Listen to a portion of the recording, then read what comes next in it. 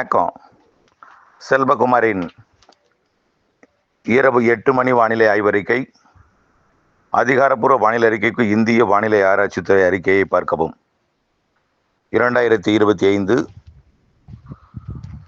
ஜூலை 10 வியாழக்கிழமை இரவு ஆய்வறிக்கை. இன்றைக்கு எதிர்பார்த்தது போலவே உள் மாவட்டங்களில் மழைப்பிடிப்பு தொடங்கிவிட்டது. அதாவது சேலம், தருமபுரி மாவட்டங்களில் ஆங்காங்கே மழைப்பிடிப்பு தொடங்கி கடலோர மாவட்டங்கள் நோக்கி நகர்ந்து வருகிறது. நல்ல கனமழை பொழிவாக பொழிந்து வருகிறது. சேலம் மாவட்டத்தோட கிழக்கு பகுதி, கல்வராயன் மலைப்பகுதின்னு சொல்லலாம். பொம்மிடி, அதாவது தருமபுரி சேலம் மாவட்டத்தின் எல்லை பகுதி கல்வராயன் மலைப்பகுதி, அரூர், பாப்பிரெட்டிப்பட்டி, பொம்மிடி, மேலும் அதற்கு கிழக்கே இருக்கக்கூடிய கல்வராயன் மலைப்பகுதி, அதாவது தீர்த்தமலை, அப்படியே பார்த்தீங்கன்னா கோமிக அணைக்கட்டு பகுதி வரைக்கும் மழை. வாழப்பாடிக்கு வடக்கே எல்லாமே மலைப்பகுதிகளெல்லாம் மழை பொழிந்து கொண்டிருக்கு. இது அப்படியே கிழக்கு நோக்கி நகர்ந்து கொண்டிருக்கு, கள்ளக்குறிச்சி மாவட்டத்தை நோக்கி. பிறகு கள்ளக்குறிச்சி மாவட்டத்திலிருந்து விழுப்புரம் மாவட்டத்திற்கும், விழுப்புரம், கள்ளக்குறிச்சி, புதுச்சேரி பகுதி கூட கொடுக்கலாம், அல்லது புதுச்சேரிக்கு வடக்கு புறமாக விழுப்புரம் மற்றும் செங்கல்பட்டு மாவட்டத்திற்கு கொடுப்பதற்கு வாய்ப்பு இருக்கு. குப்பத்திலும் மழை. ஆந்திர பகுதியில் டெல்டா மாவட்ட வடக்கு பகுதிக்கு எதிர்பார்த்த மழை டெல்டாவின் வடக்கு பகுதியில் பொழிந்து கொண்டிருக்கு. ஏற்கனவே டெல்டாவின் வடக்கு பகுதி, மயிலாடுதுறை மாவட்ட பகுதி, சீர்காழி நல்ல மழைப்பொழிவு. மணல்மேடு, சீர்காழி, மேலும் திருமுல்லை வாசல் பகுதிகளில் மழை.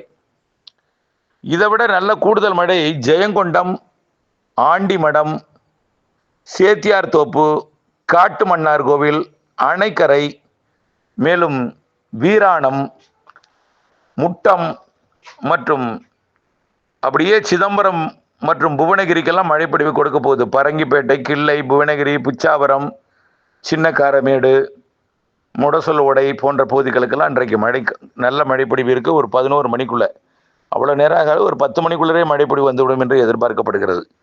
ஆக மயிலாடுதுறை மாவட்ட வடக்கு பகுதி, அரியலூர் மாவட்டம் மற்றும் கடலூர் மாவட்டத்தில் நல்ல மழைப்பொழிவு பொழிந்து வருகிறது அறிவிக்கப்பட்ட இடத்துல.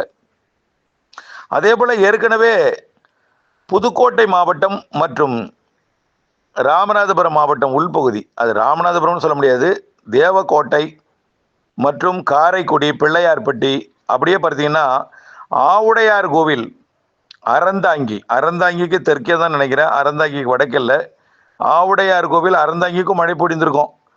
அறந்தாங்கி, ஆவுடையார் கோவில் மற்றும் அரிமலை பகுதிக்கும் அப்படியே கடலோர பகுதி வரைக்குமே, அத்தானி, மணல்மேடு,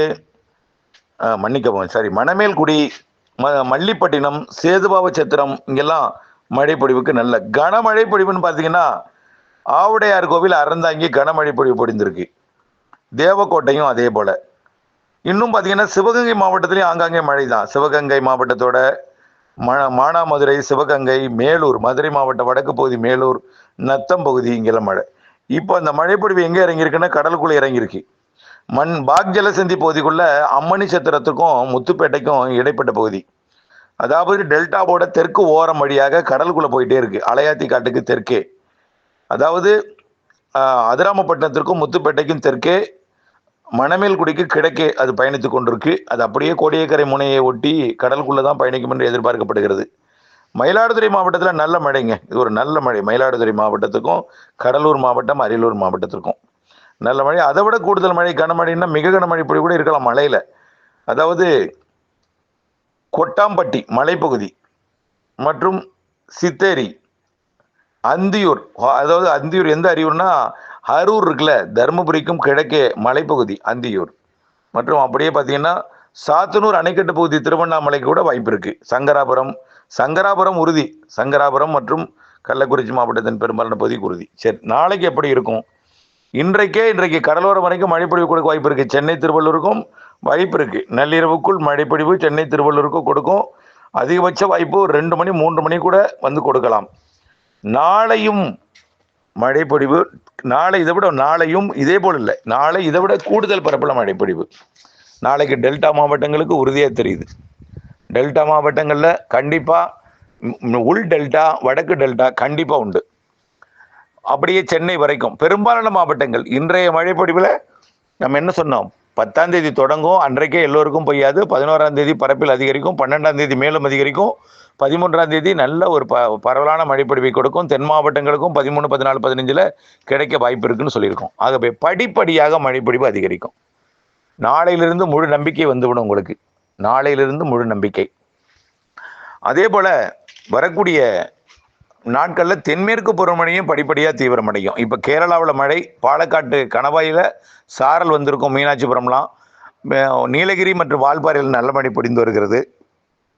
இந்த மழைப்பிடிப்பு நாளையிலிருந்து அதிகரிக்கும். இன்னும் முழுமையாக காற்று திரும்பலை, கொஞ்சம் கொஞ்சமாக திரும்பி கொண்டிருக்கு.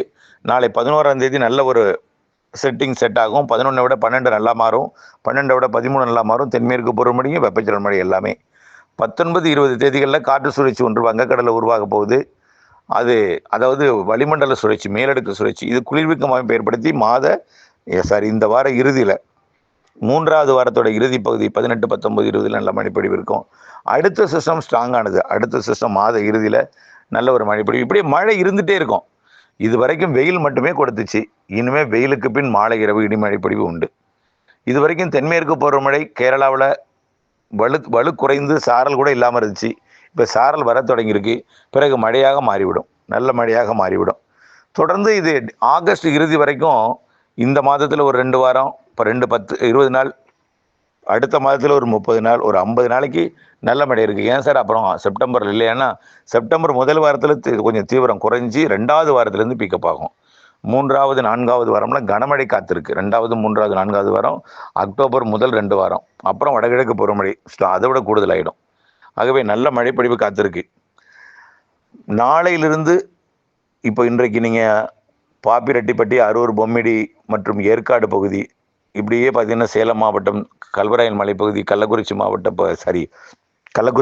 பகுதி, அரியலூர் மற்றும் கடலூர், மயிலாடுதுறை மாவட்ட வடக்கு பகுதி, இவர்களுக்கெல்லாம் இன்றைக்கு நம்பிக்கை வந்திருக்கும். இன்னும் இரவில் வடகடலோரம் நம்பிக்கை வரும். நாளை இன்னும் பல இடங்களில் நம்பிக்கை வரும். நம்பிக்கை அது அடுத்தடுத்த நாட்களிலே உங்களுக்கு நிஜமாக்கும் என்பதுதான் இந்த ஆய்வறிக்கையோட சுருக்கம். தொடர்ந்து வானிலை அப்டேட்ஸோட இணைந்திருங்கள். வானிலையிலிருந்து விவசாயம் செய்திருங்கள். நாளை காலை இன்னும் விரிவான அறிக்கையில் சந்திப்போம். நன்றி.